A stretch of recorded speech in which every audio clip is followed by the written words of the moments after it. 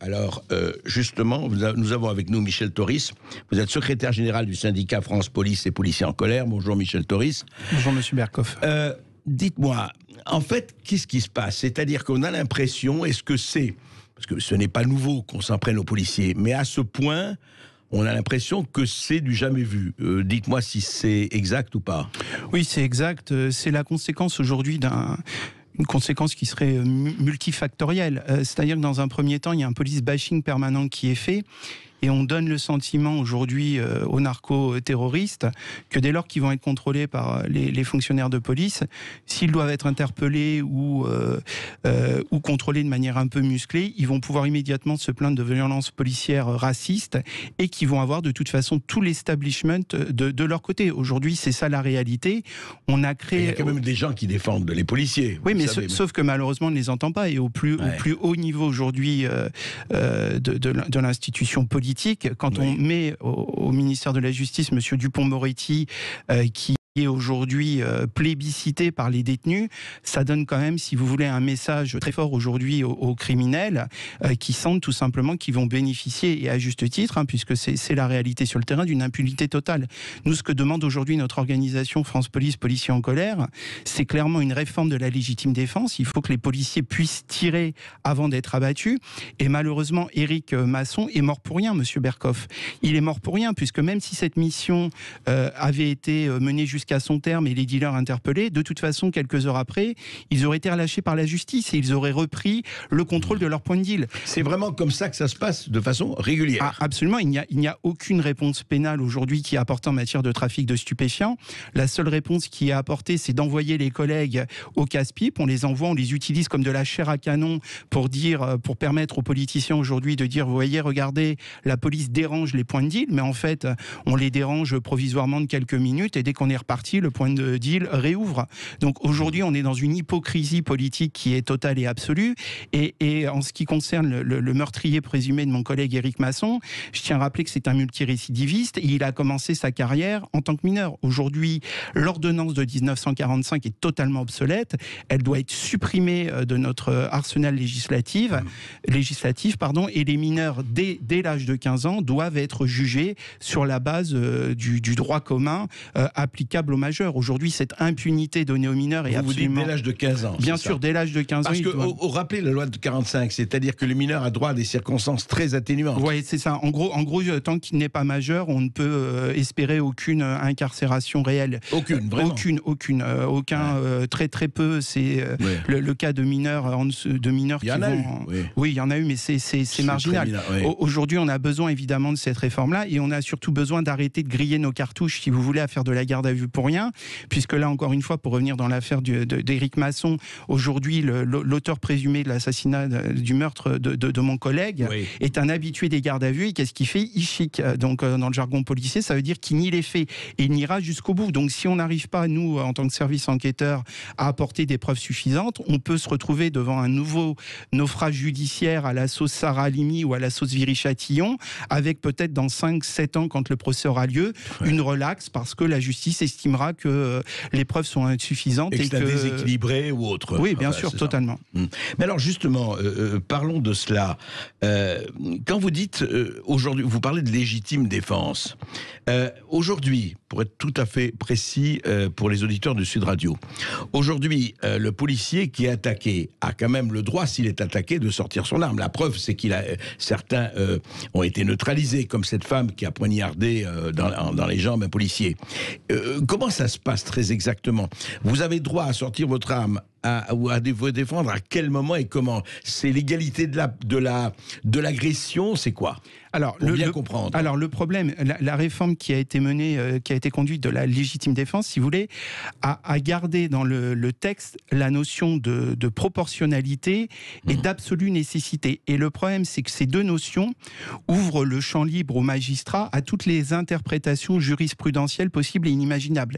C'est-à-dire qu'en fonction des convictions conviction propre du magistrat. Un magistrat va estimer, par exemple, qu'un fonctionnaire de police attaqué par 10 individus à coups de barre de fer qui riposterait avec son arme de service n'aurait pas rempli les conditions de la légitime défense, puisque une arme à feu n'est pas proportionnelle à une barre de fer. Vous voulez dire que le policier, pour lui, aurait dû avoir une barre de fer, lui aussi? Oui, voilà. C'est-à-dire que la notion de proportionnalité, si on l'applique à la lettre, ça veut dire que vous ne pouvez utiliser votre arme de service que contre quelqu'un qui utilise une arme de service contre vous. Et la notion d'absolue nécessité est encore pire, puisque c'est une notion qui est totalement encore plus subjective. C'est-à-dire que le magistrat va estimer, si vous aviez la possibilité d'éviter l'atteinte, vous n'auriez pas dû faire usage du feu. Ça va être le cas, par exemple, d'un contrôle routier où vous allez avoir des braqueurs multirécidivistes qui vont foncer sur des fonctionnaires de police avec un Porsche Cayenne pour les shooter, les toucher et les tuer. Si le collègue fait usage du feu, un magistrat pourrait très bien estimer qu'il n'était pas en légitime défense, puisqu'on va lui dire oui, mais vous aviez possibilité de courir et d'aller vous réfugier sur le trottoir ou derrière un poteau, vous ne l'avez pas fait, vous avez tiré, vous n'êtes pas en légitime défense. Donc évidemment aujourd'hui, nous on demande à ce que le texte soit réécrit, que ces notions extrêmement floues soient retirées du texte et qu'ensuite soit portée dans le texte la possibilité clairement offerte aux fonctionnaires de police de tirer dès lors qu'ils sont l'objet de cocktails Molotov. Un cocktail Molotov, ça tue, c'est une arme létale. Les tirs tendus aussi également d'artifice, c'est létal. Si vous prenez un tir d'artifice ou de mortier, vous êtes tué. Donc il faut aujourd'hui que le texte permette effectivement aux fonctionnaires de police d'ouvrir le feu. Alors évidemment, il risque d'y avoir des dommages collatéraux, il y aura probablement des morts, mais moi aujourd'hui, j'aurais préféré 1000 fois que ça soit le dealer aujourd'hui qui soit mort, plutôt que mon collègue Éric Masson, qui lui faisait son travail et qui s'est fait tuer clairement comme un chien. Il faut aussi savoir que si le collègue aussi Éric Masson a été tué avec une telle facilité, c'est parce que le police bashing aujourd'hui permanent dont on fait l'objet nous empêche d'intervenir de manière sécurisée et forte dans les quartiers, puisque quand on intervient de manière un peu musclée et qu'on se protège, on nous dit qu'on provoque les jeunes, qu'on est une police agressive, raciste, etc. C'est tout le système, tout l'establishment. Aujourd'hui, vous voyez bien qu'on n'a pas possibilité. Si on intervient de manière musclée sur les contrôles, on nous accuse tout de suite de violence policière raciste. Alors Michel Toris, on va continuer après ceci parce que je voudrais parler du témoignage d'un policier que nous avons eu hier à Bercom dans tous les états dans notre émission de Sud Radio sur le refus d'obtempérer. Et toujours avec Michel Toris, secrétaire général du syndicat France Police, Policiers en colère. Michel Toris, voilà, je voulais vous dire ce qu'on a reçu hier avec notre équipe. On l'a reçu en live, un auditeur de l'émission. Et voici ce qu'il disait. Il disait ceci: quand un policier vous dit il y a un problème, ça s'appelle le refus d'obtempérer. Quand c'est quelqu'un qui ne porte pas son masque, je lui fais 135 € d'amende, mais quand c'est un dealer, on me dit, moi policier, ne provoque pas. Est-ce que c'est le cas?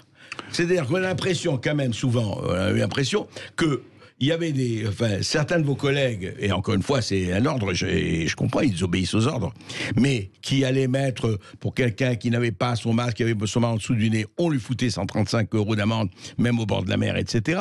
Bon, mais c'était l'ordre.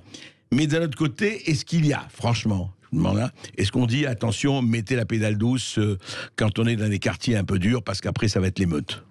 C'est évident, il y a eu plein de cas qui ont été rapportés où systématiquement, quand les collègues rentrent dans les quartiers, se font acaillasser ou prendre à partie et qu'ils demandent du renfort à la salle de commandement demande aux effectifs de police de quitter le quartier, n'envoie pas de renfort. Et, de quitter le quartier, carrément. Ah oui, bien sûr, on passe son temps à reculer face aux émeutiers dans les quartiers. C'est une évidence. Et si d'aventure, effectivement, on allait à la confrontation, on aurait des victimes des deux côtés. Donc aujourd'hui, aucun gouvernement ne veut assumer ça. À la limite, on peut assumer effectivement un policier tué, parce que là, notre collègue Éric Masson tué, ça va pas créer de troubles à l'ordre public. En revanche, quand vous avez un dealer de tué, ça embrase les quartiers. Là, il y a trouble à l'ordre public. Donc malheureusement, entre la vie d'un policier et la vie d'un dealer, le gouvernement fait un choix politique. Les gouvernements, qui est clair. Les gouvernements, bien sûr. La Macronie aujourd'hui n'est que la continuité de ce qui fait fait depuis 30 ans. Depuis l'affaire de Jean-Claude Bolland, le chinois au Plessis Trévise en 2001, qui avait suscité une grande émotion parmi notre profession, on voit que rien n'a changé depuis. Au contraire, la situation s'est encore plus aggravée. En 12 jours, 2 collègues sur le carreau, une collègue égorgée au commissariat de Rambouillet, un autre tué quasiment gratuitement par un dealer à Avignon. Donc on voit que la réponse politique n'est absolument pas là. Alors, il y a une réponse politique, peut-être une réponse financière. Vous allez me dire ce que vous en pensez, Michel Toris. Jean Castex a annoncé une enveloppe pour la police. La première, c'était face à l'impérieuse nécessité de protéger celles et ceux qui nous protègent. 10 millions d'euros supplémentaires vont être débloqués pour renforcer la sécurité des commissariats de police. Ça, c'était après Rambouillet, etc. Et hier, le Premier ministre a reçu les syndicats de police qui réclament une réponse pénale plus forte, vous disiez, contre ceux qui s'attaquent aux forces de l'ordre, et il a promis de durcir les peines contre les agresseurs de policiers ou de gendarmes. Les violences contre les forces de sécurité, a-t-il dit hier, seront désormais des délits spécifiques plus durement réprimés, et le refus d'obtempérer, actuellement passible d'1 an de prison et de 7 500 euros d'amende, sera puni plus sévèrement. Donc il y a quand même, ils essayent de faire quelque chose. Non, c'est de la pure communication politique, puisque de toute façon, c'est la poudre aux yeux. Oui, c'est complètement, puisque vous pouvez promettre toutes les sanctions les plus répressives possibles. Derrière le principe de la justice française, il y a un non-cumul de peine pour un système de confusion de peine. Donc quand vous arrivez avec une multitude d'infractions devant un magistrat, on va vous faire un blot pour l'ensemble de ces infractions, on va vous faire une confusion de votre peine au détriment d'un cumul de peine à l'américaine, où vous pouvez sortir du tribunal avec 150 ans de prison. Ouais. Et ensuite, vous avez le principe d'individualisation de la peine, où on permet finalement au magistrat de contourner complètement la sanction pénale qui est prévue dans le texte. Et le magistrat, au titre de l'individualisation de peine, pourra très bien passer d'une peine prévue, admettons, de 10 ans d'emprisonnement à 6 mois avec sursis au motif de l'individualisation. Donc aujourd'hui, la question de promettre toujours plus de sanctions pénales et de fermeté ne répond à rien, puisque derrière, la justice n'appliquera pas ces sanctions et on aura à nouveau des individus qui seront relâchés dans la minute. Ce que j'entends, ce que vous voulez dire, en fait, Michel Toris et votre syndicat, et puis d'autres policiers aussi, on l'entend quand même, c'est que vous dites qu'on ne résoudra pas le problème sans... il ne faut pas dissocier police et justice. C'est-à-dire que ça doit être une action qui doit être menée sur les 2 fronts. Absolument. Aujourd'hui, le problème, c'est que la chaîne pénale est clairement brisée, hein, mais on le voit, on l'a vu dans l'affaire Sarah Halimi, on l'a vu dans l'affaire des collègues de Viry-Châtillon. Aujourd'hui, la justice qui est rendue au nom du peuple ne correspond malheureusement plus aux attentes du peuple.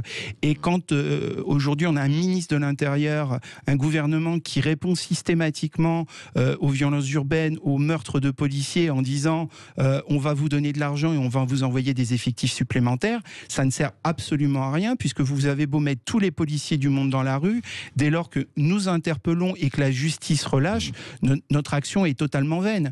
Vous savez, on n'achètera malheureusement pas, on ne va pas rembourser la mort de nos collègues assassinés en nous donnant 10 millions d'euros, 15 millions d'euros. Aujourd'hui, ce que les policiers veulent, c'est pas de l'argent, c'est de pouvoir rentrer en vie chez eux le soir, et quand ils sont dans l'exercice de leurs fonctions, pouvoir faire un travail utile à la société et répondre aux attentes du citoyen. Vous avez passé ces Français en détresse tout à l'heure à l'antenne dans les différentes interviews. Aujourd'hui, les Français n'en peuvent plus, les policiers n'en peuvent plus, et malheureusement, on a une élite aujourd'hui politique qui est totalement déconnectée des réalités du terrain, déconnectée des réalités de la police, déconnectée des réalités de l'armée.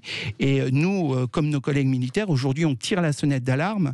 À défaut, la population, ce qui est en train de se passer, on l'a vu par exemple à Stalingrad, la population française finira par se défendre elle-même, voyant qu'on est totalement impuissants, nous, forces de l'ordre, à assurer leur sécurité. Parce que quand on arrive à vouloir des policiers pour protéger les policiers, c'est quelque chose qui ne va pas quand même. Les policiers sont là pour protéger. Maintenant, on parle de l'armée. Il y a vraiment un problème. Et pour vous, c'est un problème de décision politique. Oui, c'est un problème de décision politique, et c'est un problème aussi hautement sociétal. C'est-à-dire que depuis 30 ans, on fait du police bashing. Depuis 30 ans, on nous explique que le tout carcéral carcérale n'est pas la solution. Depuis 30 ans, on est persuadé, une certaine élite est persuadée qu'un multirécidiviste, qu'un djihadiste, qu'un dealer est réinsérable, qu'avec des belles paroles et en lui vendant de la République, il va rentrer dans le droit chemin. Or, ça n'est pas ça. Ce gouvernement aujourd'hui, alors il est en guerre contre tout. Il est en guerre contre le virus, il est en guerre contre les terroristes, il est en guerre contre les dealers. Mais aujourd'hui, il envoie les policiers au casse-pipe avec des pistolets à eau face à des dealers qui, eux, sont déterminés, qui eux ont des kalachnikovs et qui n'hésitent plus aujourd'hui à s'en servir pour protéger leur territoire. Aujourd'hui, l'ensemble de ces émeutes répondent à une stratégie d'occupation du territoire, puisque le contrôle de ces territoires-là passe par le trafic de stupéfiants, mais aussi par exemple le contrôle des parcs HLM. Vous savez que dans les quartiers, les logements sont squattés par ces mafias qui ensuite les sous-louent, et les bailleurs sociaux ne répondent absolument pas à ces questions-là. Il y a aussi la question de l'infiltration de ces gangs de narcotrafiquants aujourd'hui dans le milieu politique. Vous savez, vous avez certaines municipalités aujourd'hui qui sont infiltrées, qui sont pénétrées par ces gangs de narcotrafiquants. Et effectivement, si l'État ne répond pas de manière urgente à ces questions, on va arriver à un modèle italien dans les années 80 avec la mafia qui sera toute puissante en France. Ou un modèle brésilien. Ou un modèle brésilien, exactement. Nous c'est pour ça qu'on en parle, hein, le modèle brésilien de M. Bolsonaro, ou ce qui se passe aussi aux Philippines avec M. Duterte. À un moment donné, malheureusement... Il y va fort, lui, quand même. Voilà, mais à un moment donné, pourquoi il y va fort ? Parce que, malheureusement, pendant des années, il y a eu une position politique qu'on connaît aujourd'hui en France où personne n'a rien fait. Et malheureusement, si on veut un jour éviter de tomber dans ces extrêmes-là, que nous, on ne souhaite pas, évidemment, on ne souhaite pas, mais à terme, malheureusement, si on ne fait rien, on finira par arriver à ces situations extrêmes. Ouais, il faudra, effectivement, il faut le volet, il faut prévention, mais il faut sanction, et il faut, effectivement, ça s'appelle du courage. C'est toujours la même chose. Merci Michel Toris. Merci Monsieur Berkoff de votre invitation.